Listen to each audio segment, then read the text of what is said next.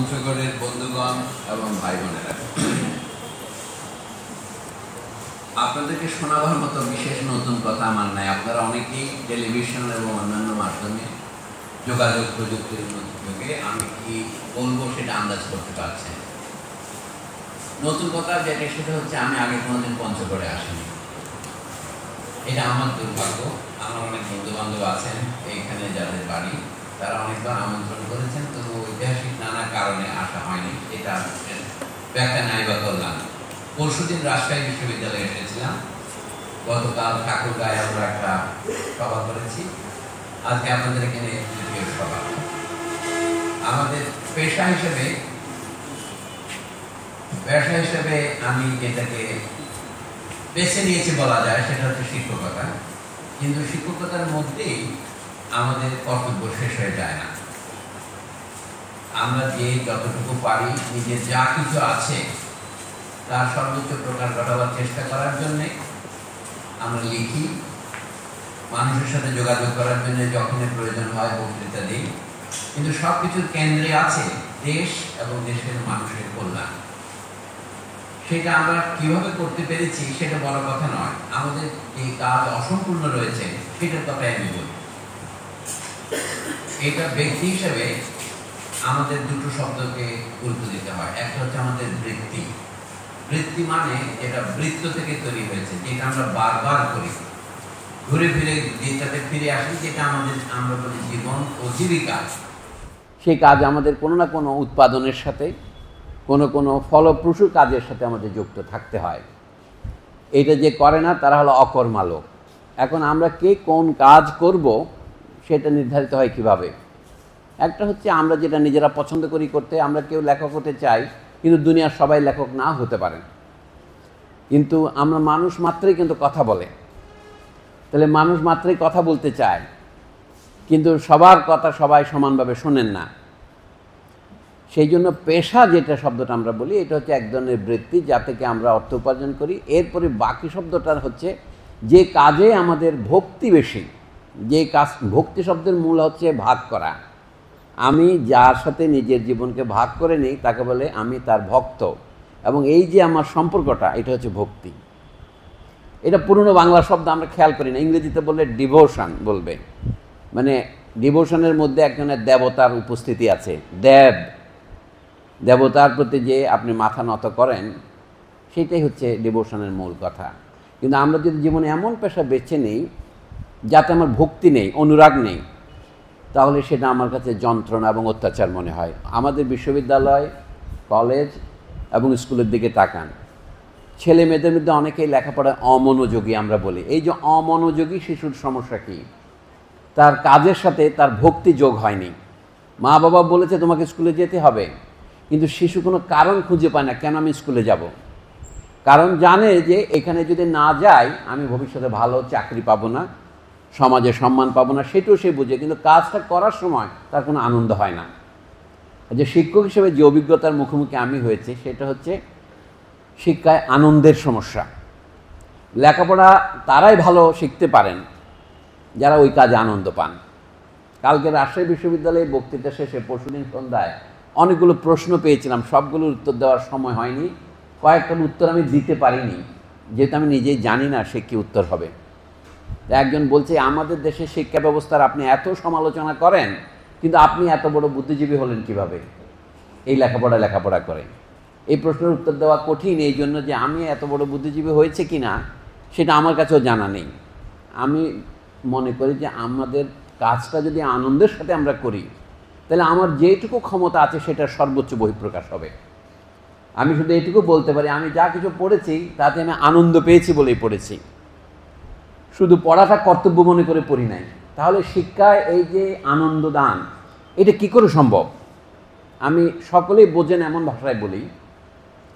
দেখুন, আমাদের এখানে বড় বড় শিক্ষা প্রতিষ্ঠান হচ্ছে, এক একটা শ্রেণীতে 100 জন ছাত্র যদি বসে থাকে, শিক্ষকের পক্ষে কখনোই সম্ভব নয় 100 জনের সাথে কথা বলা, অথবা তাকে প্রশ্ন করতে দেওয়ার সুযোগই পাই না। আমরা বলি না এই তোমরা 2 জন বলো। তখন এই প্রতিনিধিত্বের সমস্যা চলে আসে। প্রত্যেক ছাত্র শিক্ষকের সাথে যারা কথা বলতে চায় তারা অনেক সময় ভয়ে, অনেক সময় লজ্জায়, অনেক সময় সময়ের অভাবে কথা বলতে পারে না। শিক্ষাদানের কর্মসূচি তাতে প্রথমেই একটু ক্ষতিগ্রস্ত হয়, একটা হোঁচট খায়। তাহলে শিক্ষাকে আনন্দদায়ক করার একটা প্রধান শর্ত হচ্ছে শিক্ষক এবং ছাত্রের অনুপাতের দিকে খেয়াল রাখা। অনুপাত কী করে খেয়াল করব? সবচেয়ে ভালো অনুপাত কি? পৃথিবীতে শ্রেষ্ঠ অনুপাত হচ্ছে একজন শিক্ষক একজন ছাত্র। প্রাচীনকালে রাজ পরিবারগুলিতে তাই হতো। রাজার ছেলের জন্য 10 বিষয়ের জন্য 10 জন শিক্ষক বাড়িতে এসে তাকে পড়িয়ে যেতেন। বড় লোকের ছেলেমেয়েরা কিন্তু স্কুলে যেত না, আগে স্কুলই তাদের বাড়িতে আসতো।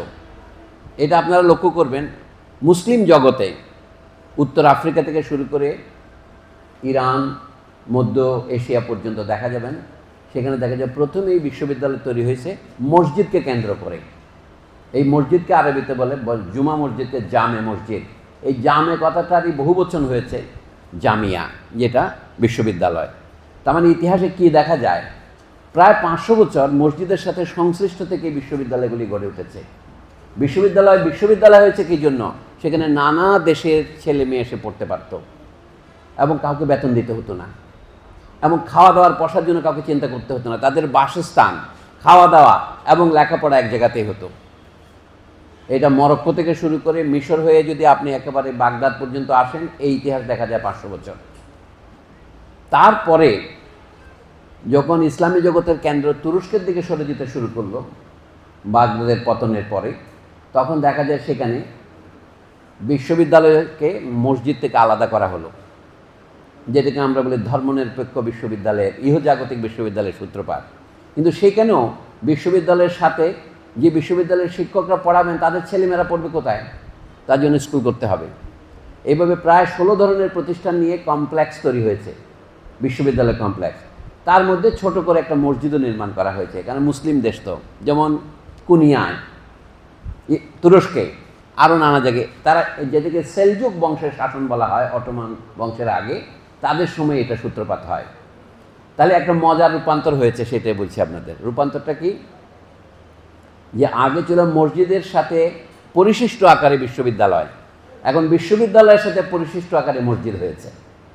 রিভার্সাল, মানে অর্থাৎ ভূমিকার পরিবর্তন হয়েছে। নায়ক হয়েছে ভিলেন, ভিলেন হয়েছে নায়ক।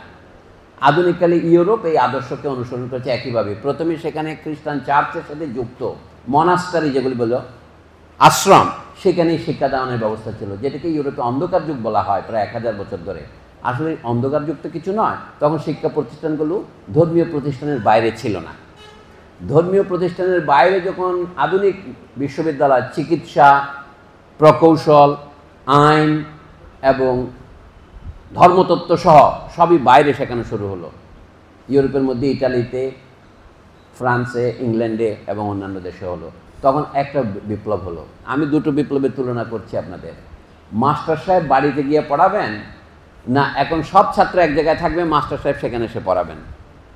গৃহশিক্ষকতা থেকে স্কুলের যে বিপ্লব, অনুরূপভাবে মসজিদ কেন্দ্রিক মাদ্রাসা থেকে বিশ্ববিদ্যালয় কেন্দ্রিক মসজিদ, এটা হলো আরেকটা রূপান্তর।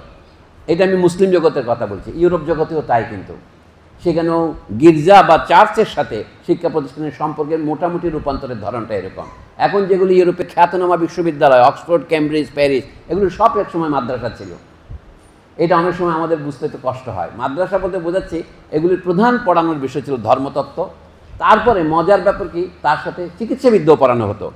আমি যে আরব দেশের বিশ্ববিদ্যালয়গুলির কথা বলছি, মরক্কো, আল আজহার মিশরের, অথবা বাগদাদের নিজামিয়া, এগুলো সবগুলিতেই ধর্মতত্ত্বের সাথে সাথে চিকিৎসা বিজ্ঞান, প্রকৌশল, ফার্মাকোলজি সবই পড়ানো হতো। কিন্তু যখনই মুসলিম জগৎগুলো ইউরোপের কাছে পরাজিত হতে শুরু করলেন, এবং তারপরে আমরা নিজেদের বাঁচিয়ে রাখার তাগিদে যে মাদ্রাসাগুলি করলাম, এগুলিতে কিন্তু আর চিকিৎসাবিদ্যা পড়ানো হচ্ছে না। আগে যে চিকিৎসা পড়ানো হতো এগুলিকে ইউনানি চিকিৎসা বলতো। ইউনান মানে হচ্ছে গ্রিসের অপর নাম, আয়োনিয়া থেকে এসেছে শব্দটা। এইটারই বিকৃত রূপ হচ্ছে জবন। মুসলমানদের যে বঙ্কিমচন্দ্র প্রমুখ লেখক মাঝে মাঝে গালে দিয়া জবন বলতো, জবন শব্দের আক্ষরিক করতে হচ্ছে গ্রিক। যেহেতু উত্তর পশ্চিম দিক থেকে যত লোক আসছে আলেকজান্ডারের মতো, তাদেরকে গ্রিক বলা হতো। পরবর্তীকালে যারা তুর্কি ইরানিরা আসছে তাদেরকেও এখানকার ভারতীয় হিন্দুরা জবন বলে গালি দিত। জবন একটা গালিতে পরিণত হয়েছে। কিন্তু জবনদের বিদ্যা ছাড়া ইসলামী জগতে কোনো চিকিৎসাবিদ্যা শেখানো হয় নাই, কোনো দর্শন শেখানো হয় নাই। এখন আমাদের দেশের শিক্ষা ব্যবস্থা কেন আনন্দদায়ক হয় না, সেই জন্য বলছি, মানুষের মনের যে চাহিদা বর্তমান শিক্ষা ব্যবস্থা এটা মেটাতে পারছে না। আমরা সকলেই চাই কর্মমুখী শিক্ষা, কর্মসংস্থানের শিক্ষা। আনন্দ দেওয়ার জন্য আপনাকে ভূমিজের মতো নাট্যদল করতে হয়, এটা বিশ্ববিদ্যালয়ের বাইরে এসে করছি আমরা। বিশ্ববিদ্যালয়ে কয়েকটা নাট্যকলা বিভাগ করা হচ্ছে, সেখানে প্রায় নাটকের মৃত্যুদণ্ড ঘোষণা করা হয়, কারণ সেখানে বিশ্ববিদ্যালয়ে কে আগে চেয়ারম্যান হবে, কে আগে ডিন হবে, কে শিল্পকলা একাডেমির পরিচালক হবে, এইসব রাজনীতি এমন তীব্র আকার ধারণ করে সেখানে নাটক মাঠে মারা যায়। ক্ষমতার সাথে নাটকের এই যে সম্পর্ক, সেটা মাঝে মাঝে আপনারা লক্ষ্য করবেন, এটা শোচনীয় রূপ ধারণ করে। অন্যান্য বিভাগেও তাই। আমরা তাহলে কি বলবো? চাকরির জন্যে, কর্মসংস্থানের জন্য আমরা লেখাপড়া করতে চাই, এ বিষয়ে কোনো সন্দেহ নাই, কিন্তু শিক্ষাটাকে যদি ফলপ্রসূ এবং যুক্তিসঙ্গত করতে হয়, মান শব্দটা আমরা আনছি এখানে। বিশ্ববিদ্যালয়ের শিক্ষাতে হবে সৃষ্টিশীল, সে নতুন নতুন কিছু তৈরি করবে। এই জন্যই আমাকে পরিচিত করার সময় আপনারা যখন বলেন যে আমি শিক্ষক হলেও মাঝে মাঝে শিক্ষকতার বাইরেও কিছু আচরণ করি, যেটা বলে সীমা লঙ্ঘন করি, যে এই সীমা লঙ্ঘন করাটা সমাজ বা ক্ষমতা পছন্দ করে না। কিন্তু আসলে দেশ এবং দেশের মানুষের মধ্যে সচেতনতা তৈরির দায়িত্ব তো বিশ্ববিদ্যালয়েরই। কিন্তু আমাদের বিশ্ববিদ্যালয় যদি সেই ভূমিকা পালন না করে, আপনাকে বিশ্ববিদ্যালয়ের বাইরেও এক পা দিয়ে নিজের ভূমিকা পালন করতে হয়। সেটার জন্য যদি আপনাকে প্রবল প্রতিরোধ, এমনকি কারাদণ্ডের, এমনকি মৃত্যুর সম্ভাবনাকেও মোকাবেলা করতে হয়, তাহলে করতে হবে। এখন ফিরে আসে যে আমাদের দেশে শিক্ষা ব্যবস্থার সম্পর্কে অনেক আলোচনা হচ্ছে, আপনারাও জানেন। শিক্ষা হয়েছে এখন একটা বড় চাহিদার বস্তু। আমরা সকলেই চাই যে আমাদের ছেলেমেয়েরা সর্বোচ্চ শিক্ষা লাভ করুক, কিন্তু সকলে সর্বোচ্চ শিক্ষা লাভ করতে পারি না কেন? সকলে কেন? দেশের বিপুল পরিমাণ মানুষ প্রাথমিক শিক্ষাও লাভ করতে পারছে না। আমরা যদি চিন্তা করতে চাই, আমাদের অভিজ্ঞতা থেকে শুরু করতে হবে। চিন্তা করার জন্য আপনার উপর ওহী নাযিল হবে না। আমাদের দেশে শতকরা 25 জন লোক এখনও পর্যন্ত সরকারি হিসাবে নাম স্বাক্ষর করতে শেখেনি। এটাকে তারা শিক্ষার সংজ্ঞা হিসেবে দিচ্ছেন, নাম স্বাক্ষর করা। আসলে শুধু নাম স্বাক্ষর করলে কি শিক্ষা হয়?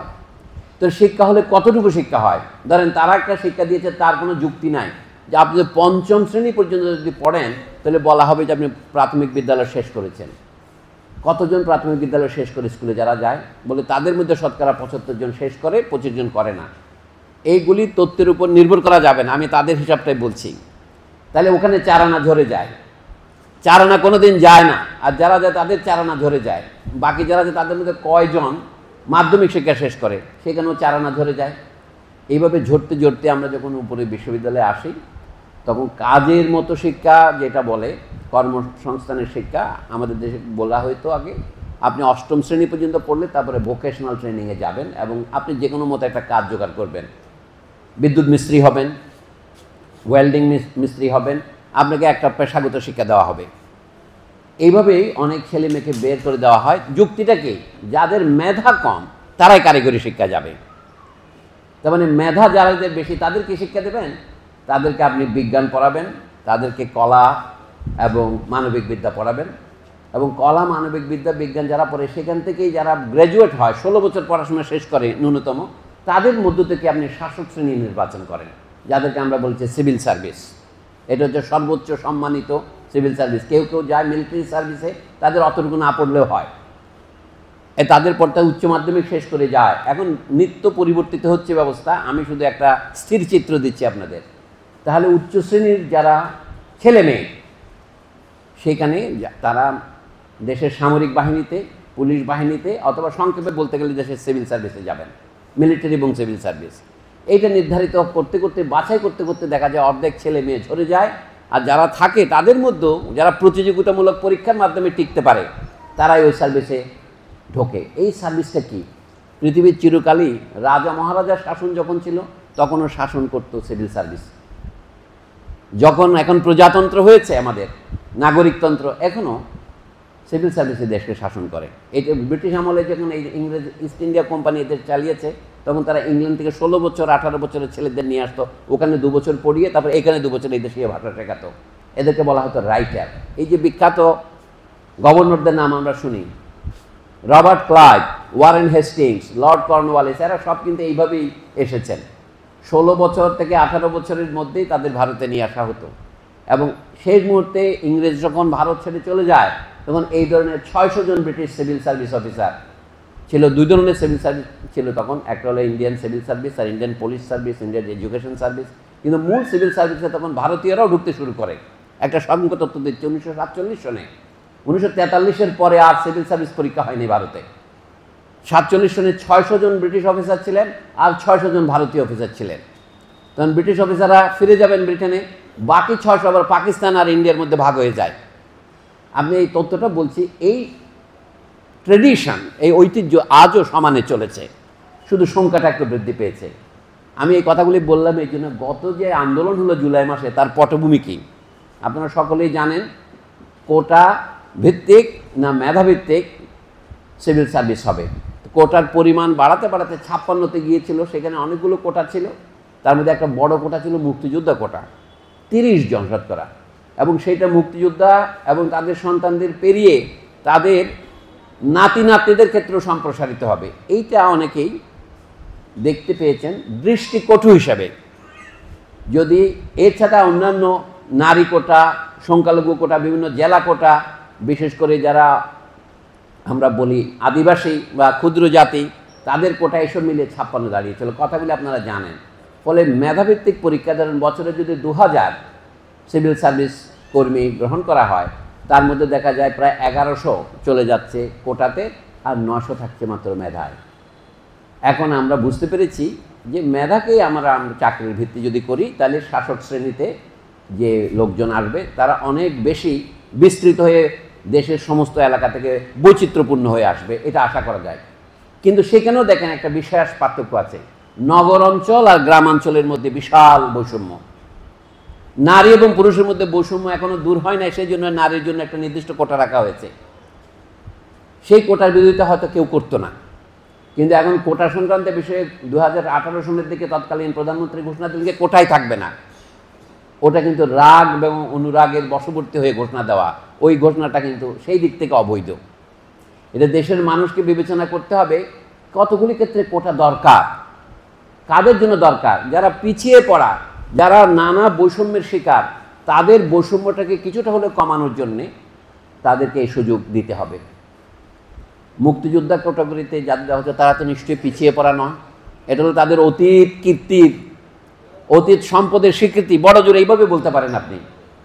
সেই ক্ষেত্রে দেখা গেল একটা অযুক্তিকে ঢাকতে গিয়ে আরেকটা অযুক্তির আশ্রয় নেওয়া হলো। তো এখনও আমাদের মনে হবে যে মেধাভিত্তিক যদি আমরা শাসক শ্রেণী তৈরি করতে চাই, তাহলে আমাদের শিক্ষা ব্যবস্থার যে মেধা নির্ধারণের পদ্ধতি, সেখানেও হাত দিতে হবে। যদি আপনি দীর্ঘমেয়াদী পরিবর্তন চান, স্বল্প মেয়াদে আমরা একটা জিন্দাবাদ মুর্দাবাদ দিয়ে কাজ শেষ করতে পারি, কিন্তু সেটা কিন্তু সমস্যা আবার তৈরি করবে। এইগুলি ভেবে দেখবার মতো কথা। সবচেয়ে বড় কথা হচ্ছে শিক্ষায় অতি অল্প সংখ্যক ছাত্রই আমাদের উচ্চতর শিক্ষা লাভ করবে, এবং উচ্চতর শিক্ষার্থীদের মধ্যে যারা আরও মেধাবী তারাই দেশের শাসক শ্রেণীতে স্থান লাভ করবে। এখানে গণতান্ত্রিক যদি করতে হয়, ন্যায়সঙ্গত যদি করতে হয়, তাহলে সেই পদ্ধতিটা কতটা জঞ্জাল মুক্ত এটা আমাদের নির্ধারণ করার দায়িত্ব আছে। সেটা করতে হলে আমাদের শিক্ষা ব্যবস্থার সংস্কার দরকার। শিক্ষা ব্যবস্থার সংস্কার কেন চাই, কি কি সংস্কার চাই? আমরা দেশ স্বাধীন করেছি 50 বছরের বেশি হলো, কিন্তু পাকিস্তান আমলটাকে আমরা বাদ দিতে পারি না। সেটাও কিন্তু আমাদের স্বাধীনতার আমল। পাকিস্তানিদের সাথে আমাদের বিরোধ ছিল, তারা আমাদেরকে শোষণ করেছে, কিন্তু আমরা ব্রিটিশের হাত থেকে মুক্ত হয়েছিলাম। এমনকি ব্রিটিশ আমলেও এই শিক্ষা ব্যবস্থার উন্নয়নের সংগ্রাম শুরু হয়েছিল। আমাদের অধিকাংশই, আমরা আসলে পঞ্চগড়েও ঠাকুরগাঁত যে পুরনো শিক্ষা প্রতিষ্ঠানগুলো আছে, এগুলো বহু আগে, ব্রিটিশ আমলের গোড়ার দিকে। তার মানে এইগুলোর দাবি উঠেছিল। এখন দাবির সাথে রাষ্ট্র তার যে সরবরাহ সেটাকে মেলাতে পারছে না। জাতীয় রাষ্ট্রের মূল কথা কি? রাষ্ট্র এটা সাংবিধানিক এবং আন্তর্জাতিক আইন উভয় দিক থেকে অঙ্গীকার যে আমরা দেশের চাহিদা অনুসারে, দেশের মানুষের প্রয়োজন অনুসারে রাষ্ট্র শিক্ষার ব্যবস্থা করবে, প্রতিষ্ঠান গড়ে তুলবে। যদি রাষ্ট্র শিক্ষা ব্যবস্থা গড়ে তুলতে না পারে, তাহলে এটা রাষ্ট্রের ব্যর্থতা। রাষ্ট্রের এই অর্থ আসে কোথা থেকে? জনগণের দেওয়া কর এবং খাজনা থেকেই আসে। জনগণ কাজ করে, ব্যবসা করে, সেখান থেকেই কর আদায় হয়, এবং সেই কর দেশের সমস্ত অঞ্চল থেকে দেওয়া হয়, যে যেখানে উৎপাদন যেভাবে করে। এই জন্য প্রথমেই শুরু করতে হবে উৎপাদনের এই বৈষম্য দূর করা। আমরা একটা কথা পরিষ্কার বলতে চাই, আমরা দেশের সব মানুষকে এক ঢালে ঢালাই করতে চাই না। আমাদের দেশে চাওয়া উচিত নয়।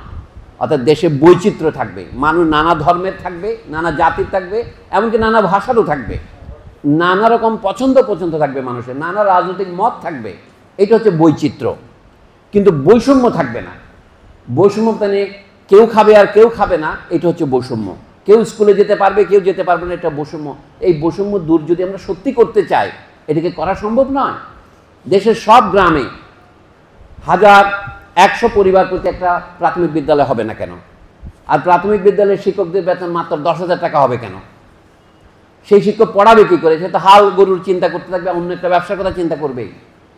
এই অর্থাৎ দেশে যদি সত্যি আমরা শিক্ষার বিকাশ চাই, তাহলে শিক্ষকদেরকে মর্যাদার আসনে আসীন করতে হবে।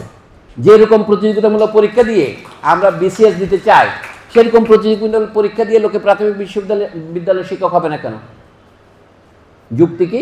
প্রাথমিক বিদ্যালয়ের শিক্ষকদের অত লেখাপড়া নাই, এখন প্রাথমিক বিদ্যালয়ের শিক্ষক হওয়ার যোগ্যতা গ্র্যাজুয়েশন করা হয়েছে। তাহলে কি তাদের মেধা নাই? দেশের মেধাবী ছেলেমেয়েরা সিভিল সার্ভিসে যেগুলো আকৃষ্ট হয়, ফরেন বহুজাতিক কর্পোরেশনের চাকরিতে আকৃষ্ট হয়, বিদেশে চলে যেতে আকৃষ্ট হয়, একথা সত্য। কিন্তু আপনি যদি ব্যবস্থার পরিবর্তন করেন, তাহলে মেধাবী ছেলেমেয়েরা প্রাথমিক বিদ্যালয়ের, মাধ্যমিক বিদ্যালয়ের শিক্ষকতায় আসবেন এবং ভালো ছেলেমেয়েরাই আসবেন। কিন্তু সেই ব্যবস্থা আমরা কেন করতে পারছি না? এটা তো নীতির প্রশ্ন। যদি তারা বলে যে আমাদের সামর্থ্য নাই, তাহলে এটা তো সত্য নয়। আমাদের সামরিক বাহিনী দরকার, আমি অস্বীকার করছি না। আমাদের বিজিবি দরকার, অস্বীকার করছি না। তাদের সিপাহীদের ন্যূনতম যে বেতন দেওয়া হয়, প্রাথমিক বিদ্যালয়ের শিক্ষকদের সে বেতন দেওয়া উচিত নয়, বেশি দেওয়া উচিত। অফিসারদের সমান দেওয়া উচিত। অফিসারদের বেতন 34,000 হয় এন্ট্রি লেভেলে, আর সৈনিকদের বেতন 16,000 হয়। কিন্তু সৈনিকদের জন্য সব কিছুই বিনামূল্যে, খাদ্য, রেশন সহ। তাহলে প্রাথমিক বিদ্যালয়ের শিক্ষকরা তো অফিসারের যোগ্যতা সম্পন্ন, বিয়ে না পাস করতে হতে পারে না, তো তাকে এই সুবিধা দেওয়া হবে না কেন? দেশের আসল সেনাবাহিনী তো দেশের ছাত্র সমাজ। এখান থেকে সেনাবাহিনী, এখান থেকে প্রশাসক বাহিনী, এবং এখান থেকে দেশের ইঞ্জিনিয়ার, ডাক্তার সহ সমস্ত ধরনের কর্মী বাহিনী বের হবে। এই জন্য যদি আমরা একটা উন্নত রাষ্ট্র করতে চাই, তাহলে আমাদের একটা উন্নত শিক্ষা ব্যবস্থা দরকার। সেইটাই আমাদের নাই। ব্রিটিশ আমলে যেভাবে করা হয়েছিল, 1947 সনে এই দেশ যখন স্বাধীন হয়, আমি বলছি এই পূর্ব বাংলায়, এই পঞ্চগড় থেকে টেকনাফ পর্যন্ত সব জায়গাতে জনসংখ্যার মধ্যে শিক্ষিত লোকের হার ব্রিটিশরা হিসাব করেছে সাক্ষরকারী লোক 6 জন। এটা ধীরে ধীরে বেড়েছে। অর্থাৎ বুঝতে পারেন যে কত অবহেলিত অঞ্চল ছিল যেটা সাবেক পূর্ব বাংলা। বাংলাদেশেও শিক্ষার যা হার ছিল পশ্চিম পূর্ববঙ্গ মিলে, তার অর্ধেক ছিল পূর্ব বাংলায়। এই পূর্ব বাংলাকে বলেছিল একটা রুরাল স্লাম, একটা গ্রামীণ পল্লী বস্তি। এখনও এটা পল্লী বস্তি রয়েছে, তবে পার্থক্যের মধ্যে অনেকগুলো কনক্রিটের দেয়াল উঠেছে, অনেকগুলো কনক্রিটের উঁচু উঁচু দালান উঠেছে। চট্টগ্রাম বন্দর সম্পর্কে একজন বলে যে চট্টগ্রাম বন্দর হচ্ছে একটা মফস্বল শহর, যাতে অনেকগুলো উঁচু উঁচু দালান তৈরি হয়েছে, অনেকগুলো ফ্লাইওভার তৈরি হয়েছে, কিন্তু ভিতরের অবস্থা কোনো পরিবর্তন হয়নি। কিন্তু সেইটুকু কিন্তু চট্টগ্রামে যা হয়েছে সেটা তো উত্তরবঙ্গে হয়নি। এখানে আরেক ধরনের বৈষম্য আছে। এটা উত্তরবঙ্গের মধ্যে একটা আন্দোলন তৈরি করার কথা নয়, এটা দেশের উপলব্ধি করার দরকার। দেশে দেশে আঞ্চলিক বৈষম্য দেশে বিভেদ তৈরি করে। শ্রেণীগত সবচেয়ে গোড়ার কথা হলো শ্রেণীগত বিভেদ। এটা আপনি পঞ্চগড়েও পাবেন, এটা ঢাকায়ও পাবেন, এটা চট্টগ্রামেও পাবেন, বগুড়ায়ও পাবেন। কাজে দেশের শিক্ষা ব্যবস্থাকে যদি আমরা সত্যিই আমূল সংস্কার করতে চাই, শিক্ষা ব্যবস্থা কেন এত বেশি করে আমি বলছি, কারণ শিক্ষার মাধ্যমেই তথাকথিত নিম্ন শ্রেণীর ছেলেমেয়েরা মেধা থাকলে, মেধা বিকাশের সুযোগ পেলে তারা উপরের দিকে যেতে পারে। এটাকে আমি সোশ্যাল মোবিলিটি। আমি নিম্ন শ্রেণীতে জন্মেছি, দরিদ্র শ্রেণীতে জন্মেছি বলে চিরকাল আমার সমাজের উন্নত শ্রেণীতে যাওয়ার মতো আমার কোনো সুযোগই থাকবে না, এটা গণতান্ত্রিক সমাজের বৈশিষ্ট্য নয়। তাহলে এবং মেধা বিকাশের ক্ষেত্রে পুরস্কার, একটা কথা মনে রাখতে হবে। আরও একটা ভুল তত্ত্ব আমরা বাচ্চাদের শেখাচ্ছি যে কোনো কোনো শিশু মেধাবী আর কোনো কোনো শিশু মেধাবী নয়। এটা কিন্তু সত্য নয়। শিশু মনোযোগ দিলে সকল শিশুই শিখতে পারে। যদি কেউ শিখতে না পারে, সেটা তার অসুস্থতা হিসেবে দেখতে হবে। স্বাভাবিক মানব শিশু যে কথা বলতে পারে, মানুষ একটা বাক্য গঠন করা যে কত কঠিন কাজ, সেটা যে অনায়াসে করতে পারে। অক্ষর শেখাতে আগে আমি তো কথা বলা শুরু করি, যে কথা বলতে পারে সেই মেধাবী, এবং তাকে সুযোগ দিলে কোনো মেধার প্রশ্ন না তুলেই তাকে সর্বোচ্চ শিক্ষা দেওয়া যায়। এখানে আরেকটা কথা আপনাদের সাথে বলি, এটা নতুন কথা মনে হতে পারে আপনাদের। এখন বলা হচ্ছে বিশ্ব ব্যাংকের তরফে, যেটা আমাদের সরকার অনুসরণ করছে, সেটা কি যে উচ্চশিক্ষা হচ্ছে মেধা ব্যাপার, আর নিম্ন শিক্ষার জন্য আসলে মেধার কথা স্বীকার করলাম না, যে কেউ হাই স্কুলের পড়া শেষ করতে পারবে। কিন্তু আমাদের দেশে বাস্তবতা তা নয়। আমি ধরে নিচ্ছি এইটাই বাস্তবতা, যে আমরা সবাই পঞ্চম শ্রেণী শেষ করলাম, অষ্টম শ্রেণী শেষ করলাম, দশম শ্রেণী, দ্বাদশ শ্রেণী শেষ করলাম, এইটাই আন্তর্জাতিকভাবে গৃহীত প্রাথমিক শিক্ষা, এখন বুনিয়াদী শিক্ষা। তারপরে যে উচ্চশিক্ষা, সেখানে বলা যায় কারিগরি এবং পেশাগত শিক্ষা, যেটাকে আমি বৃত্তিমূলক শিক্ষা বলছি, সেটা 4 বছর গড়ে, মেডিকেলে হলে 5-6 বছর পড়তে হবে। সেই শিক্ষার ক্ষেত্রে কোনো মেধার প্রশ্ন ওঠে নাই, শুধু আপনি বাছাই করবেন কোনটাতে আপনার পছন্দ। এই বাছাইয়ের ক্ষেত্রে শিশু এবং তার অভিভাবক এবং তার শিক্ষকেরা ঠিক করবেন কোন শিশুকে কোথায় দিলে ভালো হবে। এবং মাঝখানে একটা শিশু আবিষ্কার করতে পারে 2 বছর মেডিকেল পড়ার পর, আসলে আমার মেধা মেডিকেলে নয়, আমি হয়তো ইঞ্জিনিয়ারিংয়ে ভালো করব, আমি হয়তো কৃষিতে ভালো করব। তার ওখান থেকে বদলে আসার কোনো সম্ভাবনা আমাদের এখানে নাই। এই জন্য সারা জীবন ধরে সে কষ্ট পাবে। এখানে যারা আইনজীবী ভাইয়েরা আছেন, কিছু মনে করেন না, আমিও ভুল করে আইন পড়েছিলাম, কিন্তু কিছুদিন পরে দেখলাম যে আইন পেশায় আমি কোনো আনন্দ পাচ্ছি না, আইন পড়ে আমি কোনো মজা পাচ্ছি না। তখন আমাকে বিষয় পরিবর্তন করার সুযোগ দেওয়া হয়নি বাংলাদেশে। আমি পরে আইন পড়াটাকে যেন পড়ি নাই এভাবে পুরো বাদ দিয়ে আমি আবার অর্থনীতি পড়লাম। অর্থনীতি পড়ার পর মনে রেখে অর্থনীতি ছাড়া তো জগতে আরও পড়ার বিষয় আছে, সারা জীবন অর্থনীতিবিদ হয়ে পড়েছি। আমি নামের আগে যেন অর্থনীতিবিদ লিখতে চাই না। আপনাদের রুশ বিপ্লবের সময় মাইক ছিল না, আমি লেনিনের বক্তৃতা শুনেছি, মাইকে দেখে যায় উনি দাঁড়িয়ে এরকম 10,000 লোকের সামনে বক্তৃতা দিচ্ছেন মাইক ছাড়া, এটা সম্ভব? আমার লেনিনের গলা নাই, সুতরাং সেই কথা বলে আমি কথাটা শেষ করে আনি।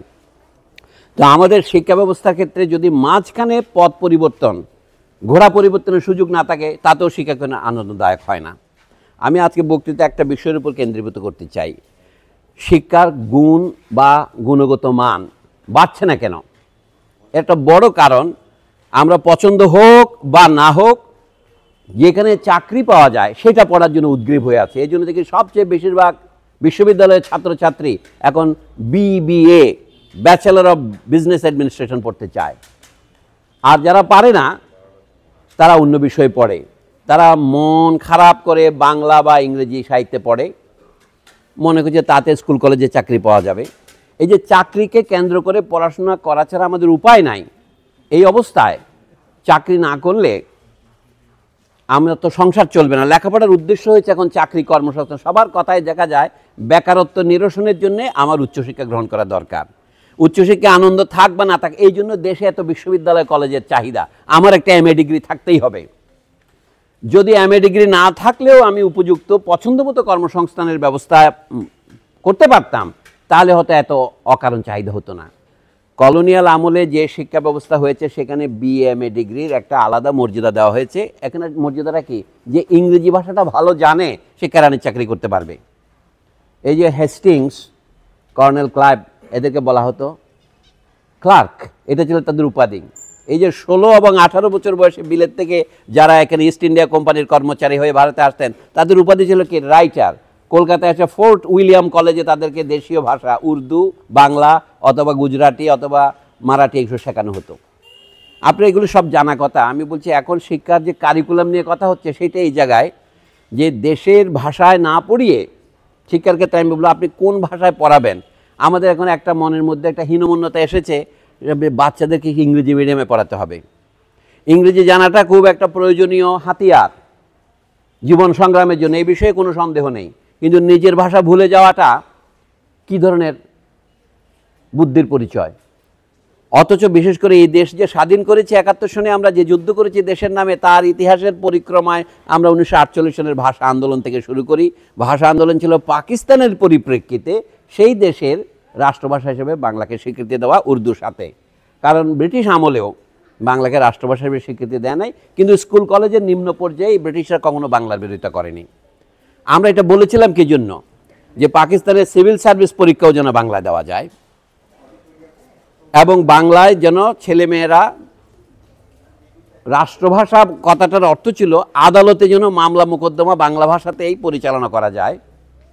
আদালতের ভাষা, স্কুল কলেজের ভাষা এবং সরকারি দপ্তরের ভাষা, ধরেন এই 3টা কর্মক্ষেত্রে যে ভাষা কাজ করে, সেই 3টা ভাষাকেই আমাদের দেশের পরিভাষায় রাষ্ট্রভাষা বলা হয়। ভারতবর্ষীদের নাম দিয়েছে অফিসিয়াল ল্যাঙ্গুয়েজ বা দপ্তরের ভাষা। ভারতে স্ট্রিট ল্যাঙ্গুয়েজ বলা হয় না, পাকিস্তানে বলা হতো বলেই বাংলাদেশেও বলা হয়। তাহলে এখন স্কুল কলেজ থেকে আমরা গোপনে কাউকে কিছু না বলে আস্তে আস্তে বাংলা ভাষার মর্যাদাটা তুলে দিচ্ছি। কিভাবে? বাংলা পড়াচ্ছে না তা নয়, বাংলা ভাষার মাধ্যমে উচ্চশিক্ষা দেওয়া হচ্ছে না। উচ্চশিক্ষার কথাটা মেনে নিতে পারেন আপনি। এখন গ্রামে গ্রামে যে কিন্ডার গার্ডেন হয়েছে, কিন্ডার গার্ডেন একটা জার্মান শব্দ, যেটার নাম হচ্ছে শিশু বাগান। কিন্ডার মানে শিশু, গার্ডেন মানে গার্ডেন, বাগান। তো সেখানে এখন ইংলিশ মিডিয়ামে পড়ানোর চেষ্টা হচ্ছে, অথচ আমাদের ঠিক শিক্ষক নাই। এখন এটার মানে হচ্ছে শিক্ষার একটা প্রসার হয়েছে, মানে চাহিদা বেড়েছে বলে আমরা যে কোনো পর্যায়ে যাদের পয়সা আছে তারা প্রাথমিক বিদ্যালয়ে না পাঠিয়ে বাচ্চাকে কিন্ডার গার্ডেনে পাঠাচ্ছে, ইংলিশ মিডিয়াম স্কুলে পাঠাচ্ছে, বিশেষ করে শহর এলাকায়। আমার আশঙ্কা, আমি পঞ্চগড় সম্পর্কে বিশেষ জানি না, এখানে হতে এরকম 2-4টা হবে। হ্যাঁ, সবাই যাবে। এর কারণটা হচ্ছে দেশের যা রীতি সেটা কাউকে ছাড়ে না, বলে দেশের বালায় পীরকেও ছাড়ে না। কাজে দেশের বালায় পঞ্চগড়কে ছাড়বে কি করে? আমরা সকলে এই জিনিসের দিকে যাচ্ছি, কিন্তু বোঝা দরকার জাতীয় পর্যায়ে ভাষা যেটা আমাদের মাতৃভাষা বলি আমরা, বা আমাদের দেশে যেটাকে স্বীকৃতি দেওয়া হয়েছে রাষ্ট্রভাষা আকারে, সেই রাষ্ট্রভাষাটা আমরা এখন সংবিধানে থাকলেও কার্যক্ষেত্রে উঠিয়ে দিচ্ছি। যদি স্কুল কলেজে উঠে যায় তখন আপনার কারণ হচ্ছে, যদি উচ্চ আদালতে বাংলা না চলে তাহলে আমাদের যে উকিল ইংরেজি জানে না, শুধু বাংলা জানে, তা তিনি অর্ধ বেকার হয়ে যাবেন। আমি অনেক বিচারপতির কথা জানি হাইকোর্টে কোর্টে, তারা যখন উকিলেরা ইংরেজিতে আর্গু করে তখন বলে কি বাংলায় বলেন, কিন্তু তিনি আবার রায় দেওয়ার সময় ইংরেজিতে রায় দেখেন। এর কারণ হচ্ছে কি, তিনি যাকে বলা হয় আগের রায় দেখে কপি করতে পারেন, আগের রায়গুলি তো ইংরেজিতে আছে। এই হচ্ছে দেশের সর্বোচ্চ আদালত থেকে শুরু করে একেবারে আমাদের প্রাথমিক বিদ্যালয় পর্যন্ত অবস্থা। এটা হলো শিক্ষার ক্ষেত্রে গুরুত্বপূর্ণ ব্যবস্থা। আগে মাদ্রাসা শিক্ষার যারা সমালোচক ছিলেন তারা বলছেন মাদ্রাসায় বাংলা পড়ানো হয় না, শুধু উর্দু মিডিয়ামে লেকচার দেওয়া হয়। এই কথা অস্বীকার করা যাবে না। মাদ্রাসা শিক্ষার শিক্ষকেরা এবং নীতি নির্ধারকরা এটা পেয়েছিলেন কোথায়? তাদের মনে দুটো ধারণা ছিল। তারা মনে করলে বাংলার চেয়ে উর্দু বোধহয় পবিত্রতর ভাষা, কিন্তু এটা তো উর্দু প্রসঙ্গে বলা যাবে না। উর্দু হচ্ছে ফার্সি আর হিন্দির মিশ্রণের একটা অপভ্রংশ। ফার্সি সম্পর্কে এই কথা বলা যাবে না। আরবি সম্পর্কে বলা যাচ্ছে আরবিতে কোরআন নাজেল হয়েছে, সুতরাং আরবির বিশেষ মর্যাদা আছে। এই জন্য ডক্টর শহীদুল্লাহ পাকিস্তান আমলে উর্দুওয়ালাদের বলেছিলেন, আসুন বাংলাও বাদ দিই, উর্দুও বাদ দিই, আরবিকে আমরা রাষ্ট্রভাষা হিসেবে গ্রহণ করি। উর্দুওয়ালারা কিন্তু রাজি হয়নি। আজকে বাংলাদেশেও যারা বলছেন তাদেরকে বলেছি ইংরেজি রাষ্ট্রভাষাগুলো তারা খুশি হবেন, কিন্তু তাদের সেই সৎ সাহস নেই। তারা গণ অভ্যুত্থানের মুখোমুখি হবেন এই ভয়ে ইংরেজিকে রাষ্ট্রভাষা করবেন না। কিন্তু আমি এটা বললে প্রায় শিক্ষিত লোকেরা দেখি প্রতিবাদ করে, বলেন আপনি কি ইংরেজি শেখার বিরোধী? তাহলে আপনি আমাকে ভুল বুঝবেন না, আমি ইংরেজি শেখার বিরোধী নই। ইংরেজি প্রপারলি শেখা দরকার। একটা কিন্ডার গার্ডেনের বাচ্চাকে ইংরেজি শেখার কোনো দরকার নাই, পঞ্চম শ্রেণীর ছেলেদের ইংরেজি শেখার কোনো প্রয়োজন নাই। আমি উদাহরণ যদি চান বলি যে আপনি জাপান দেখেন, ভিয়েতনাম দেখেন, এই সমস্ত দেশ আমাদের চেয়ে পিছিয়ে নাই আন্দোলনে, সংগ্রামে, অর্থনীতিতে, উৎপাদনে। তাদের ওখানে জাপানে নবম শ্রেণী পর্যন্ত ইংরেজি শেখানোই হয় না, দশম শ্রেণী থেকে ইংরেজি দেওয়া হয়। ভিয়েতনামে দেখি যে 6 শ্রেণী পর্যন্ত কোনো ইংরেজি ধরাই দেওয়া হয় না। তাতে বলছে কি তারা আমাদের চেয়ে বেশি পিছিয়ে পড়েছে বিশ্ব অর্থনীতিতে, তা কিন্তু নয়। আমাদের এটা একটা ভীতি। আমাদের উচিত ভালো ইংরেজি শেখা। আপনি ভালো শিক্ষকের অধীনে যে কোনো ভাষা 3 বছরের মধ্যে আপনি খুব ভালোভাবে শিখতে পারবেন। তাহলে 20 বছর ধরে কষ্ট করে ইংরেজি শিখে আমরা কি ইংরেজি শিখলাম? যাই হোক, এটা হচ্ছে শিক্ষা আনন্দদায়ক না হওয়ার আরেকটি কারণ। আমাদের উপযুক্ত ইংরেজি জানা শিক্ষকের অভাব আছে, তারপরেও আমরা জোর করে ইংরেজিতে পড়াতে চাই। এবং সেইখানে দেখেন কিন্ডার গার্ডেন যেগুলি চালায় সেই শিক্ষকদের বেতনের খরচ নেই, কোনো স্কেল নাই, কোনো ট্রেড ইউনিয়ন নাই। শিক্ষকদের যে কোনো সময় চাকরি থেকে বরখাস্ত করা যায়, তাদের কোনো পেনশন নাই, তাদের কোনো রকমের চুক্তিতে এমন কোনো শর্ত নাই যে এটা তার জীবনের পেশা হতে পারবে। সুতরাং এই ধরনের শিক্ষকদের বেতন দেওয়া হয় মাসে কোথাও কোথাও 8,000 টাকা, এই বর্তমান বাজার দরে, কোথাও 10,000 টাকা, কোথাও 20,000 টাকা। এই বেতন দিয়ে যে শিক্ষক রাখা হয় তাদের মাধ্যমে আমাদের বাচ্চাদেরকে আমরা শিক্ষিত করছি। এই জন্য বলি শিক্ষা ব্যবস্থায় আমূল পরিবর্তন দরকার। প্রাথমিক শিক্ষা যদি সত্যি প্রাথমিক শিক্ষা করতে চান, এটা হবে দ্বাদশ বর্ষ পর্যন্ত শিক্ষা হইতে হবে সম্পূর্ণভাবে অবৈতনিক। সবার সেখানে যাওয়ার জন্য শুধু অবৈতনিক নয়, যে শিশু যাবে তাকে রাষ্ট্রের তরফ থেকে মনিটারি অ্যালাউন্স, তাকে খাওয়ার পয়সা এবং তার থাকার পয়সা, তার যাতায়াত পয়সা তাকে দিতে হবে। আমি মনে করি রাষ্ট্রের কাছে যে দাবিটা তুলতে হবে, রাষ্ট্রকে যদি আমরা আমাদের রাষ্ট্র মনে করি তাহলে মনে করতে হবে যারা শাসক আছেন তারা আমাদের সম্মতিক্রমে শুধু নয়, আমাদের নির্ধারিত আমাদের দেওয়া কর্তব্য সম্পাদনের জন্যই তারা একটা নির্দিষ্ট মেয়াদে চাকরি করবেন। তাহলে তাদের কাছে আমাদের দাবিগুলো পরিষ্কার তুলে ধরতে হবে। এখন অনেকে বলছেন যেমন ফিলিস্তিন সমস্যা, আপনারা বলেন, আমি উদাহরণ দিচ্ছি, জিজ্ঞাসা আছে ফিলিস্তিন সমস্যাটা কি? আপনাকে একটা প্রস্তাব আকারে বলতে হবে এই কাজটা করতে হবে, এখানে দখলদার আছেন বিদেশ থেকে আসা, এদের এই দাসটা ছেড়ে দিয়ে চলে যেতে হবে এবং ফিলিস্তিনিদের তারপরে নিজেদের রাষ্ট্রটা নিজেদের পরিচালনার ক্ষমতা দিতে হবে। আমরা সৌভাগ্যক্রমে ফিলিস্তিনের মতো দুর্ভাগ্যের মধ্যে পড়ি নাই। পৃথিবীর ইতিহাসে এটা একটা ক্ষতস্থান হয়ে আছে যে সারা পৃথিবীতে এদিকে মুখ ঘুরিয়ে রেখেছে, অথবা পৃথিবীতে যারা শাসন করেন তারা মুখ ঘুরিয়ে রেখেছে বলে সেটা আমরা দেখতে পাচ্ছি। প্রতিদিন যে আমরা অজস্র ধ্বংসযজ্ঞ এবং শিশু মৃত্যু, গুলিবিদ্ধ মানুষের আহাজারি শুনতে পাচ্ছি, সে হৃদয় বিদারক। কিন্তু আমাদের যে কষ্টটা এটা কিন্তু এইভাবে দেখা যাচ্ছে না, কিন্তু ভিতরে ভিতরে আমরা গুমরে মরছি। এই জন্য আমরা এই যদি ন্যূনতম দাবিগুলো রাষ্ট্রের কাছে তুলে ধরি, আমি এর কথাটা সংক্ষেপে বলি।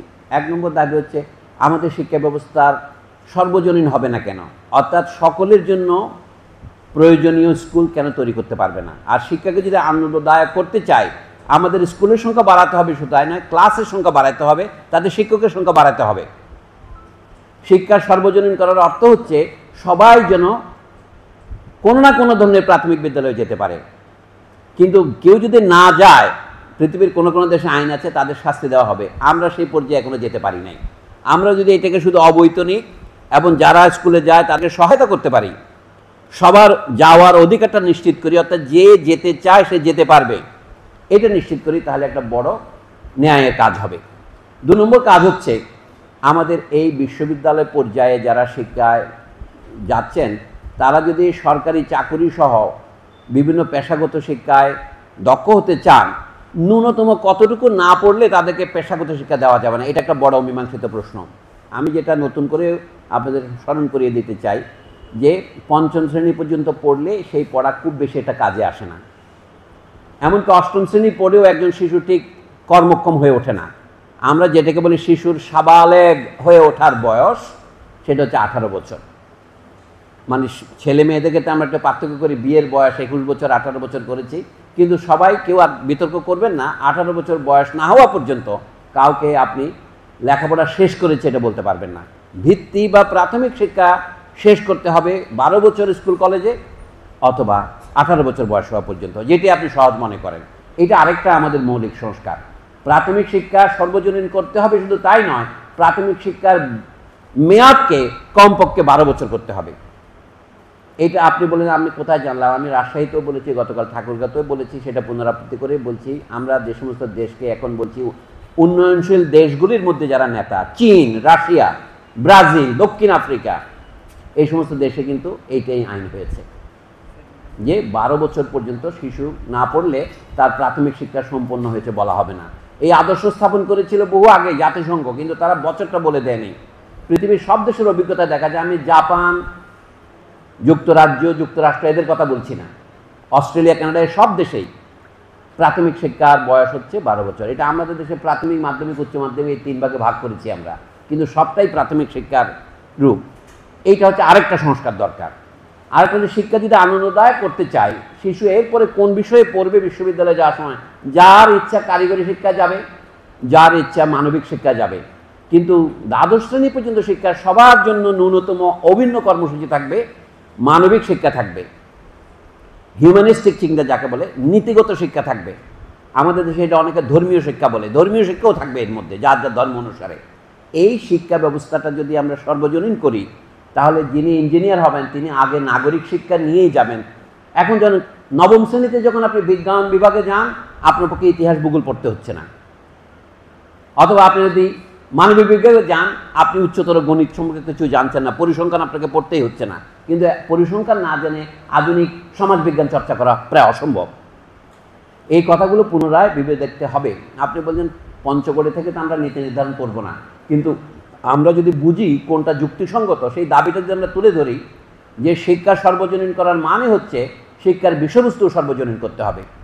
যেটা মানব শিশু মাত্রেই যে শিক্ষা না দিলে শিক্ষিত হয় না, সেটা হচ্ছে তাকে তার মাতৃভাষায়, দেশীয় ভাষা শিক্ষার অধিকার দিতে হবে।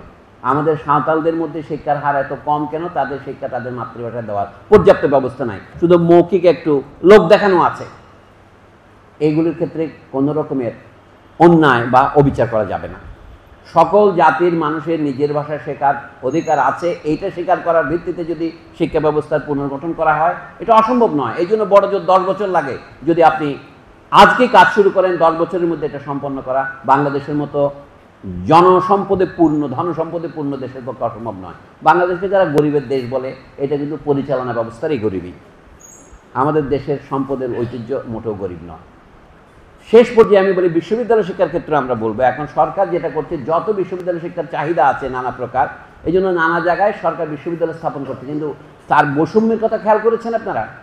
কতগুলো হচ্ছে সরকারি বিশ্ববিদ্যালয়, যেগুলি পাবলিক ইউনিভার্সিটি বলি, যাতে পার্লামেন্টের অ্যাক্টের মাধ্যমে এই বিশ্ববিদ্যালয়গুলি গঠিত হয়েছে। ঢাকা, রাজশাহী, চট্টগ্রাম, জাহাঙ্গীরনগর কৃষি বিশ্ববিদ্যালয় ইত্যাদি। কিন্তু আর কতগুলি বিশ্ববিদ্যালয় সরকার ব্যবহার হচ্ছে, এগুলো অর্ডিন্যান্স দিয়ে হচ্ছে। এগুলিকে আবার দ্বিতীয় শ্রেণীর বিশ্ববিদ্যালয় হিসেবে গণনা করা হচ্ছে। নামের সাথে অনেক বড় করে লিখেছে বিজ্ঞান ও প্রযুক্তি বিশ্ববিদ্যালয়, কাজের ক্ষেত্রে কিন্তু এগুলো দ্বিতীয় মানের, এগুলো এক দ্বারা পরিচালিত নয়। এছাড়া অজস্র প্রাইভেট বিশ্ববিদ্যালয় করতে দেওয়া হচ্ছে নামকা ওয়াস্তে, কিন্তু সেইখানে শিক্ষার মান কতটুকু রক্ষা করা হচ্ছে, এটা উপর থেকে বা জাতীয় পর্যায়ে এটা নিয়ন্ত্রণ করা হচ্ছে না। ফলে হচ্ছে কি, এমন সব গ্র্যাজুয়েট বেরোচ্ছে যারা পরীক্ষা দিলে শতকরা 6 জনই ওই গ্র্যাজুয়েশনের লেভেলের পরীক্ষা পাস করতে পারে না। এটা দেশকে গ্রহণ করতে হবে। প্রাইভেট এবং পাবলিক উভয় ধরনের বিশ্ববিদ্যালয়কে জায়গা দিলে তাদের উভয়কে একই মান এবং একই রকমের সুবিধা দিতে হবে। বিশ্ববিদ্যালয় ক্ষেত্রে আবার প্রাইভেট পাবলিক কি, বিশ্ববিদ্যালয়ের ক্ষেত্রে শিক্ষার মান তো প্রাইভেট হতে পারে না। শিক্ষার মান এক রাখার জন্য পাবলিক বিশ্ববিদ্যালয়ের যে মান, প্রাইভেট বিশ্ববিদ্যালয়ের সে কি মান বজায় করতে হবে। কীভাবে? বিশ্ববিদ্যালয়ের শিক্ষকদের চাকরির যে নিরাপত্তা সেটা দিতে হবে। ছাত্রদের যে সুযোগ সুবিধা, তাদের হলে থাকার সুবিধা, অনেক বিশ্ববিদ্যালয় তারা ছাত্রদের হলে থাকার জন্য হল নির্মাণ করে নেয় এবং দূর থেকে এসে পড়বে। কেউ বিশ্ববিদ্যালয় কথাটার সংজ্ঞাই হচ্ছে দুনিয়ার নানা দেশ থেকে ছেলেমেয়েরা এসে পড়বে। এই জন্য বলি, শিক্ষার ক্ষেত্রে আমাদের অনেকগুলি মৌলিক সংস্কার দরকার। এখন আমি শেষ কথায় আসি, যদি আপনার অর্থনৈতিক ক্ষেত্রে মৌলিক কোনো সংস্কার না হয়, তাহলে শিক্ষাক্ষেত্রে কোনো সংস্কার হবে না। আমরা যে সংস্কারটা করতে চাই, সেই সংস্কারটা হবে কোথাও জাতীয় পর্যায়ে। এবং যদি আপনি স্থায়ী সংস্কার করতে চান, শিক্ষাক্ষেত্রে সংস্কার কীভাবে? যদি আমাদের অর্থনৈতিক ক্ষেত্রে বৈষম্য এবং অন্যায় দূর না হয়। আমাদের বিশ্ববিদ্যালয়ে নানা পর্যায়ের শিক্ষার এই যে বর্তমান বন্দোবস্ত, এটা হচ্ছে বৈষম্যমূলক। কিন্তু এই বৈষম্যের গোড়াটাতে যদি আমি আলোচনা না করি এবং হাত না দেই, তাহলে আমি শিক্ষার যে বর্তমান বৈষম্য সেটা কিছুতেই আমরা দূর করতে পারবো না। অর্থাৎ শিক্ষার ক্ষেত্রে যে সংস্কারটা এখন করতে বলছি আমরা, এটা হচ্ছে আশু কর্মসূচি। কিন্তু যদি দীর্ঘমেয়াদ না নেন, তাহলে শিক্ষায় পরিবর্তনটা হবে না, শুধু ইচ্ছার মধ্যেই থেকে যাবে। কিন্তু সেটা বাস্তবায়ন করতে হলে দেশের অর্থনৈতিক ব্যবস্থার মধ্যে যে চরম বৈষম্য তৈরি হয়েছে, মুক্তিযুদ্ধের যে অঙ্গীকার সাম্য, এটা আমরা এখন একটা তরল ব্যাখ্যা করতে একটু পানি মিশিয়ে দিচ্ছি, কড়া মদের মধ্যে একটু পানি মিশিয়ে পান করার মতো। এটার নাম হচ্ছে বৈষম্য বিরোধী।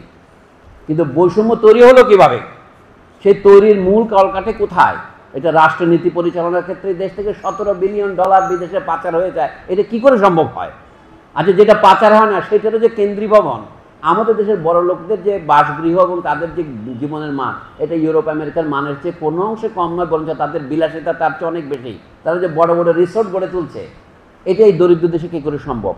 জনগণ এর বিরুদ্ধে কিন্তু বিদ্রোহ করে নাই মনে হতে পারে। বিদ্রোহ করেছে তাৎক্ষণিক অন্যায়ের বিরুদ্ধে, নির্বাচনে ভোট জালিয়াতির বিরুদ্ধে এবং ছাত্রদের উপর শেষ পর্যায়ে গুলিবর্ষণের বিরুদ্ধে। কিন্তু এর পেছনের যে কারণ, এটা দীর্ঘমেয়াদী। একজন লোকের স্বৈরাচার থেকে কিন্তু ফ্যাসিবাদ তৈরি হয় না। তাহলে আপনি এটাকে বলতেন নেহায়েত স্বৈরাচার, ডেসপোটিজম। কিন্তু আমাদের যেটাকে আমরা ফ্যাসিবাদ কথাটা বলছি, ব্যাখ্যা না করে যে মানুষকে কতগুলি মুখরোচক কথা বলে, যেমন এক নেতা এক দেশ, অমুক জাতির জনক, এই সমস্ত কথা বলে মানুষকে আকৃষ্ট করে তাদেরকে আলোচনার ঊর্ধ্বে রেখে আপনার সমস্ত অপকর্মকে লাইসেন্স দিয়ে দেওয়া, এটাই হচ্ছে ফ্যাসিবাদ। তো সেটার বিরুদ্ধে সংগ্রাম না করলে শিক্ষার ক্ষেত্রে সংগ্রামের যে প্রয়োজনেরগুলো আমি তালিকাবদ্ধ করলাম, এটা কখনো হবে না। এই জন্য দরকার, আজকে যদি ছাত্রছাত্রীরা না জাগতো, 2024 সনে পরিবর্তন হতো না। হয়তো আমারও এই পঞ্চগড় আসা আরও বিলম্বিত হয়ে যেত। এবং 1971-এর জাগরণটাও কিন্তু ছাত্রছাত্রীরাই করেছে। আমি শেষ কথাই বলি, অনেকে বলছে বিশ্ববিদ্যালয়ের ছাত্রছাত্রীদের রাজনীতি করা কি সঠিক? আমি বলছি, রাজনীতি শুধু বিশ্ববিদ্যালয়ের ছাত্রদের নয়, আমাদের সকলেরই করা উচিত। আমাদের যারা বিশেষজ্ঞ হবেন, বর্তমান যুগ বিশেষজ্ঞদের যুগে, বিষয়ে তো কোনো সন্দেহ নেই, কিন্তু বিশেষজ্ঞ হবেন অথচ তিনি দেশের ইতিহাস জানবেন না, তিনি কী ধরনের বিশেষজ্ঞ হবেন? আমি এই জন্য আমাদের দেশে যে বিজ্ঞান শেখানো হয়, তার একটা বড় ত্রুটি হলো সেখানে বিজ্ঞানের ইতিহাসটা শেখানো হয় না। বিজ্ঞানও হচ্ছে উৎপাদন ব্যবস্থার সাথে সম্পর্কিত, বিজ্ঞানের সাথেও কিন্তু ভাবাদর্শ জড়িত। এই জন্য অ্যাটম বোমা আবিষ্কার করেছেন তারাও বিজ্ঞানী, যারা মানুষকে লিথাল ইনজেকশন দিয়ে কেমিক্যাল ওয়েপন দিয়ে মানুষ হত্যা করছে তারাও বিজ্ঞানী। তো বিজ্ঞানের ক্ষেত্রে যারা ভেজাল ওষুধ করছেন তারাও বিজ্ঞানী। তো বিজ্ঞানের ইতিহাস না পড়ে বিজ্ঞান পড়াটা হচ্ছে অন্ধের হাতে বলাকে বিরাট অস্ত্র দিয়ে দেওয়া, তিনি শুধু গুলি ছুড়বেন এবং এটা কার গায়ে পড়বে কেউ দেখবে না। এখন বিজ্ঞান হয়ে গেছে এখন দুর্বৃত্তের শেষ আশ্রয়স্থল গণতন্ত্রের মতো, যে সব কিছুকে বিজ্ঞান ভিত্তিক বলে। বিজ্ঞানকেও প্রশ্নের মুখোমুখি আনতে হবে। বিজ্ঞান হচ্ছে মানুষের সামাজিক সম্পর্কের বহিঃপ্রকাশ। এই জন্য বিজ্ঞান এবং রাষ্ট্র খুব ঘনিষ্ঠভাবে জড়িত। এখন যে টর্চারের নতুন নতুন টেকনিক বের হয়েছে, আপনি ফোন করতে পারছেন না, আপনার কোনো প্রাইভেসি থাকছে না, এগুলো তো বিজ্ঞানী। কিন্তু আপনি এই বিষয়ে কথা বলবেন না।